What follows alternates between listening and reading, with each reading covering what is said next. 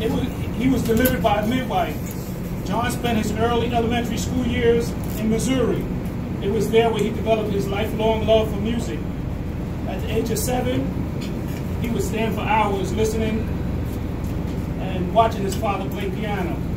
His father was a professional jazz pianist, and John was often there taught numerous talent. His father was a professional jazz pianist, and John was often there when he taught numerous talented musicians. Many later became true jazz professionals and artists. The family moved to the Bronx, New York, where he continued his education. John discovered his other love while living at 1700 Fulton Avenue, electricity and electronics. At the age of 13, his curiosity led him to take apart the family clock, causing much distress to his mother. He put it back together again without much hitch. From then on, John surrounded himself with books on electronics and components, such as transformers and circuit breakers, and the study of electronics. As a young teenager, John constructed his first stereo system with sounds equal to the commercial sound system of that time. His system was rather crude, openly visible sided circuits, boards, and Quaker grits boxes used to amplify the sound. John attended he attended the Bronx Vocational High School where he majored in electronics installation and practice, and officially pursued what came to him naturally. John served in the United States Navy and the Naval Reserves. He was stationed on the USS Independence, and he traveled overseas and throughout Europe. His grandfather, affectionately called Pop, would often tell him of his own days at sea. Pop was so proud of his grandson being in the Navy and that he faced the gruesome rituals of passing the equator. The decorations John received for his services included Navy Unit Commendation Ribbon, the National Defense Service Medal, and the Vietnam Service Medal with the Bronze Star.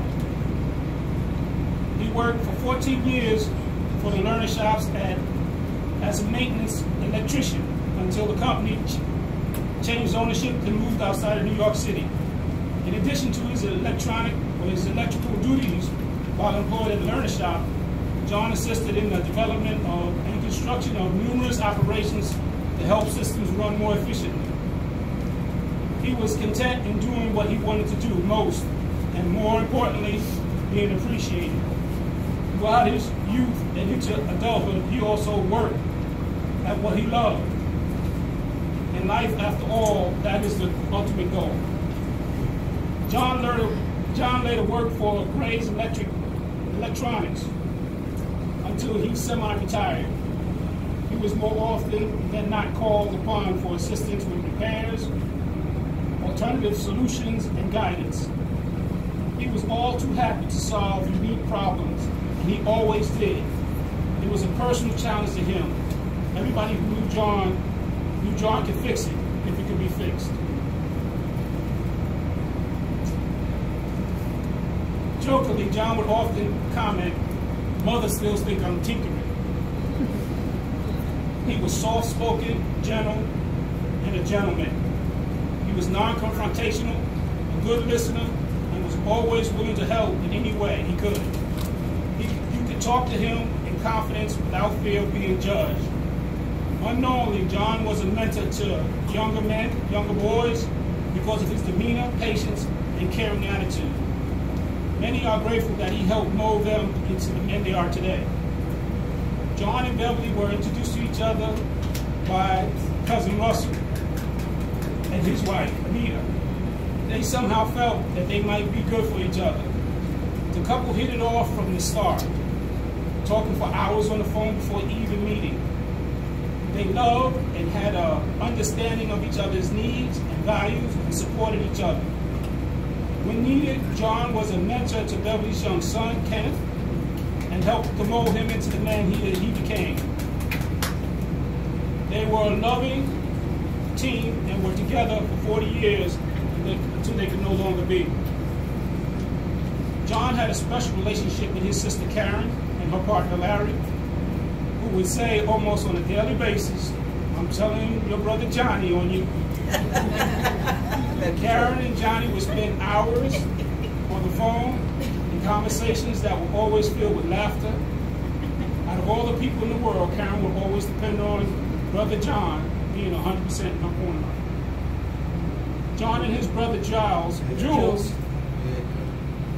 shared a unique bond. They would talk endlessly hours, reminiscing their childhood days. They would exchange stories about the music of their era. Every Christmas they would talk for 8 hours. Testing one another's memories in such areas as name of solo groups and artists, dates, years of recording, and so on. They would go on discussing movies, old and new, comic books, westerns, and TV characters. There was not much of them they didn't cover. They could feel the joy in the sounds of their sometimes and uncontrollable laughter.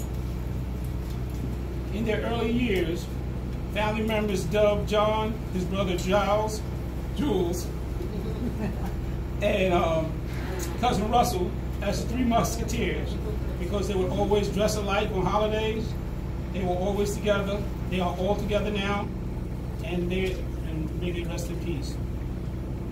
John preceded in death his parents, Jules Sr., Faye Arthur, his grandfather Cliff Burgess, his uncle Kenneth, his aunt Elsie, and other aunts and family members. His brother Jules. Just want to show y'all listening. And he will lovingly be remembered by his longtime love and partner Beverly and Jackson. His sister Karen Francis, his niece Terry Lowe, his grandnephews Sean Jr. or Shan Jr., Deshaun, Avery, Quincy, his grandnieces Diamond and Jewel, his sister-in-law Anita Arthur and her family, cousin Cheryl Wayman, Michael, and Kim Williams and their families, and a host of relatives and friends. What a blessing to have known such a man. He is missed and will always be remembered by all who he's touched. Thank you.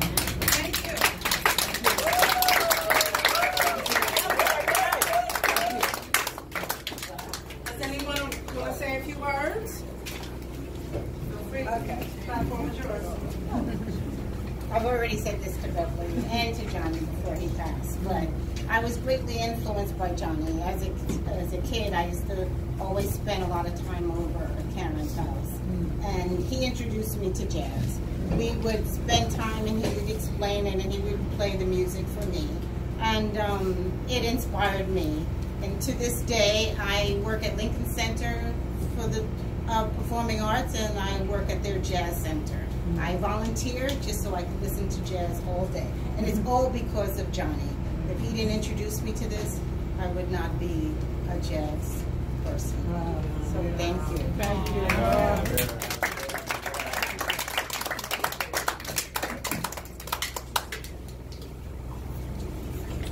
Excuse me.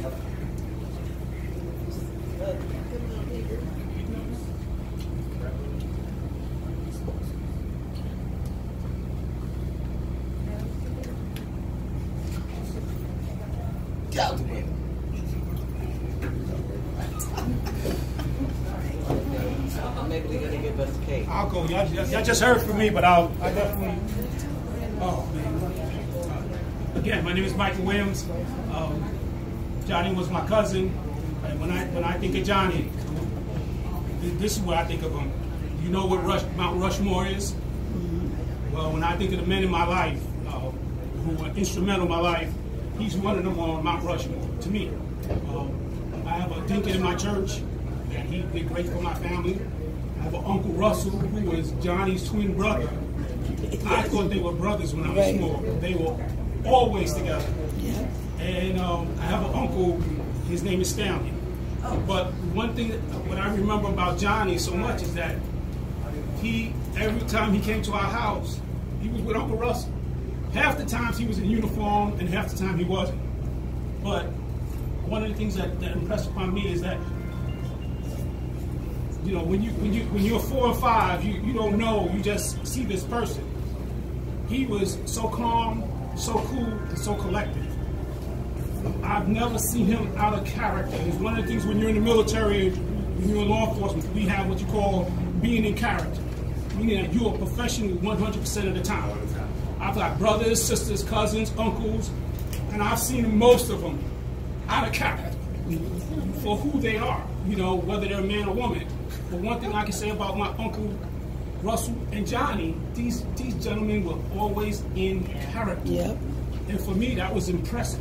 That made me think when I got older, that's what I wanted to be like. When they came to our house was cool, calm, and collected. I've never seen them disrespect anybody. And for me, that was pinnacle.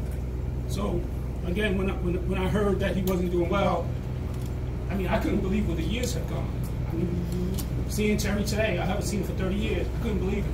But I always knew in the back of my head, those men who showed me what it's like to be a man of character. And not just a man of character, but of substance. When you walked in the room, you know what? It was peace. I don't know how they did it, but that's what they did. And when I remember Johnny, that's what I remember. A man of character, a man of substance. Thank you. Oh, that was beautiful, Mike.